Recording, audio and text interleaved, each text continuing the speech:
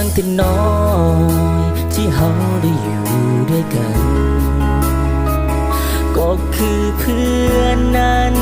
ที่อยู่ร่วมกันเรื่อยมาตั้งแต่ตอนได้เข้าห้องเรียนอยู่ประถมมัธยมศึกษาช่วงวันเวลามันมีค่าเหนือคำบรรยายพอถึงวันที่เฮาต้องห่างกันไปสู่มหาลัยเพื่อไปตามหาความฝันไปหำเฮียนเอาวิชาความรู้นำสู่ชีวิตดังหวังต้องมาแยกทางเพื่อไปสร้างความฝันให้เป็นจริงคำว่าเพื่อนคำนี้บ่เคยจืดจางทั้งด้านคนทางใจนั้นบ่เคยห่างลายังติดต่อทางเฟซและไลน์โทรสายวอทส์แอปมาหาส่งข่าวไปมาโทรเห็นหน้าบอกว่าคิดฮอดกันบนเส้นทางชีวิตอันแสนเหงาไกลจงหูเอาไว้จะอยู่ใสก็คือเพื่อนกัน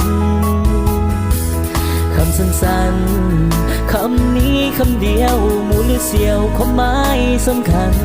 ตั้งแต่วันนั้นถึงปัจจุบันเพื่อนกันบ่เปลี่ยนแปล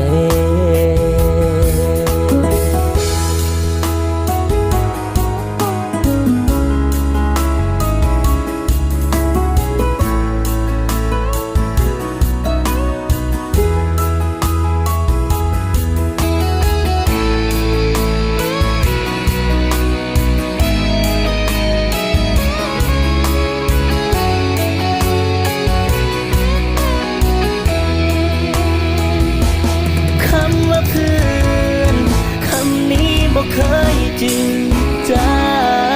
งทั้งด้านคนทางใจนั้นบ่เคยห่างลายังติดต่อทางเฟซและไลน์โทรสายวอทส์แอปมาหาส่งข่าวไปมาโทรเห็นหน้าบอกว่าคิดฮอดกันบนเส้นทางชีวิตอันแสนเหงาไกลจงหูเอาไว้จะอยู่ใสก็คือเพื่อนกันคำสั้นๆคำนี้คำเดียว